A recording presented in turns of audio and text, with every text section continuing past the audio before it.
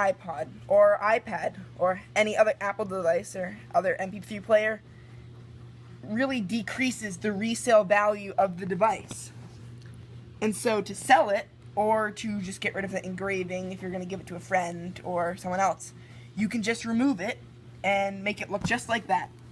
Also, if you do this, it slightly changes the look of the iPod, but I think it makes it look a little bit cleaner than, because over time the iPods get very scratched on the back, and that's not good. You'd rather just have it. It's a little bit different, but I think it looks much cleaner. It blends in, and you're not going to really be able to tell the difference. It's pretty similar. And this iPod, at the beginning, is working. I'm going to show you it's completely functional. And I'm going to show you it's completely functional at the end. And this is one of the videos we are not removing the backplate. This is one of the only videos where you don't remove the backplate, because that's dangerous and takes more experience. And if you do remove the backplate and you mess a minor thing up, it has major impacts on, because if you get dirt in or other contaminants, it will completely ruin it. And also, I'm going to warn you that by removing, Apple's really dumb, by removing this writing, you are actually voiding the warranty on the device. But if you do have an iPod Touch 3rd generation, the warranty's gone. And or any other device. This will work on anything, any iPads, anything. And so we probably, if you're going to do this, these on eBay with the engraving, they're pretty much worthless because it's customized for someone else, and no one else wants an iPod that says someone else's phone number, someone else's message or something. So there's not much of a market for selling these. So if you are trying to sell yours, taking off the engraving can double the resale value of the device. So warning, if this is less than a year old and you still have Apple Care on it, do not do this. It will void the warranty. This list will also be in the description below. Check that out. Also hit the subscribe button.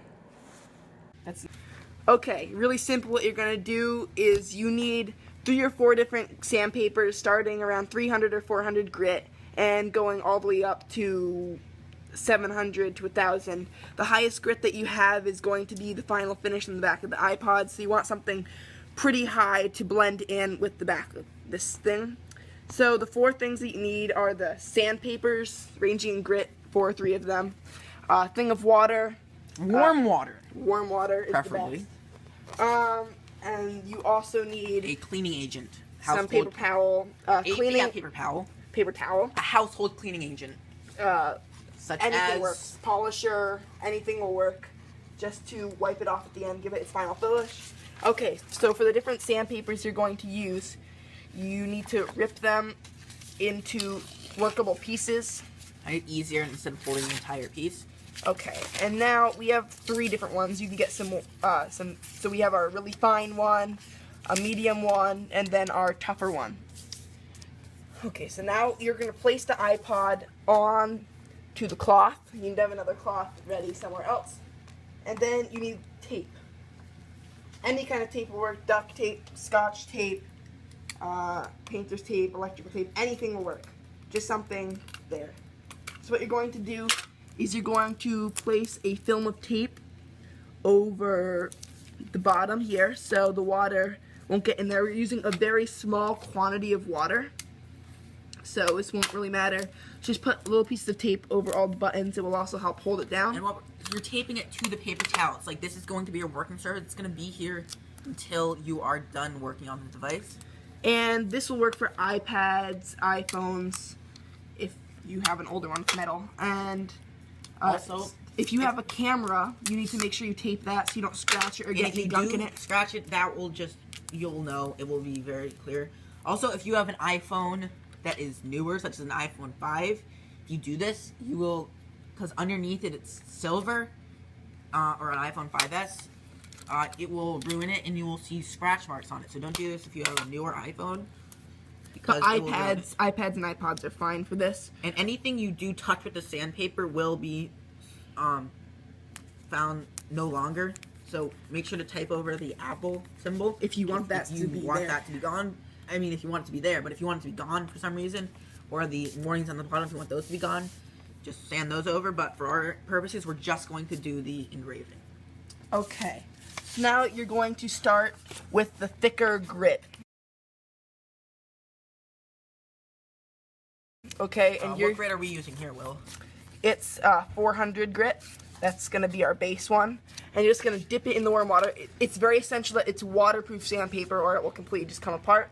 And you just start to sand away at the engraving. I think it's easier if you fold it over. And as you see, it's starting to really scratch up the back. You can see it's starting to come off. See, this engraving, it's not in there. It's a type of paint, I think, that they use. It's actually laser engraving. Laser? I don't know. It's something. Believe it or not, it's something. And as you can see, is this waterproof sandpaper we're using? This is waterproof sandpaper, and that's completely necessary. The tape's coming off, Will. It's okay. Just stand around it.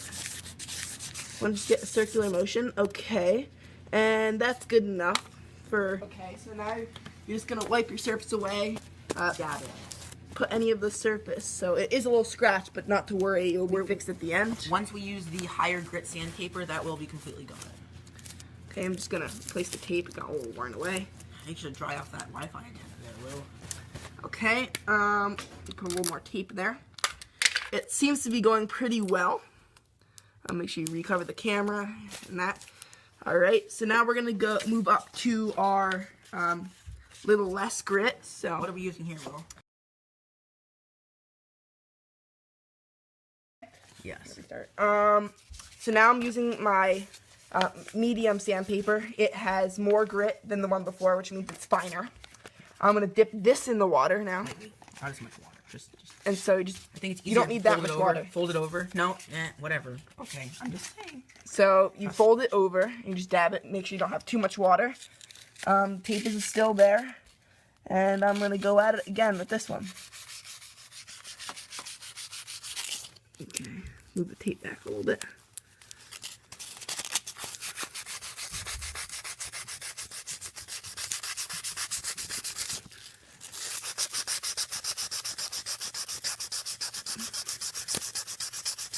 And once if yours is going much more quickly, once you get rid of the engraving, you can stop, because if you do it too much, you might notice a difference in the height of the metal. It might be a different height. Okay, and now the engraving is almost completely gone. You can barely see any of it. And so now what I'm going to do is I'm going to go at it with the finest sandpaper we have. And this will basically put it back to the normal scratch rate. It's going to look like brushed metal. It's going to have a better finish. I'm going to dip this in the water gently. If it's not wet, it will not be good. It will mess it up. You want to... I'm just going to brush it around, circular, up and down. Just give it that brushed metal feel. You can do the whole iPod. If you would like it to all look the same. To make it blend in. Try to blend it around the edges, and as you can see, we have it's a different look than what you might usually see. But it really does get rid of that engraving on the iPod. And this is just to blend it a little bit. It's not gonna be too different. It's gonna look basically the same. And after using it a bit, you might want to rub it on something a little bit softer, such as your pants, and that will just get the little bit smoother. Okay. And if you would like to, you could do this. You could rub it in one direction for the whole thing, or cross-hatching, whatever pattern you would like. It's basically just a pattern on the back. And eventually, we have an example of a normal an iPod Touch after some wear here. It's pretty used. Yes, you can see that. Very scratched up.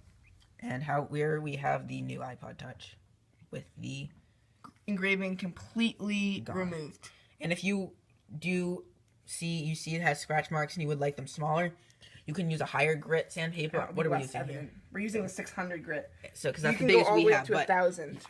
You could go. I don't know if they make higher than that, but the higher, the less scratches you'll see. Yep, and then what you do is you just wipe it over with some household cleaner. Household cleaner, we'll show you. Okay, as you can see here, we have our iPod and our cleaner. We're using Windex. You can use any polish you would like. We're using glass polish. You could use metal polish, wood polish.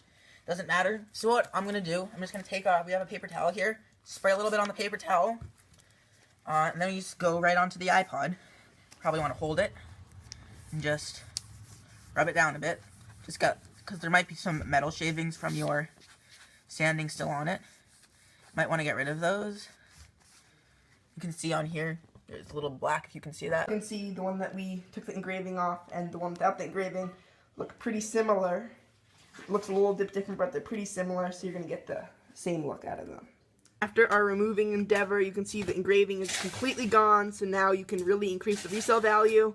It is completely functional. Just make sure you tape the ports and everything else so that you don't run into any trouble.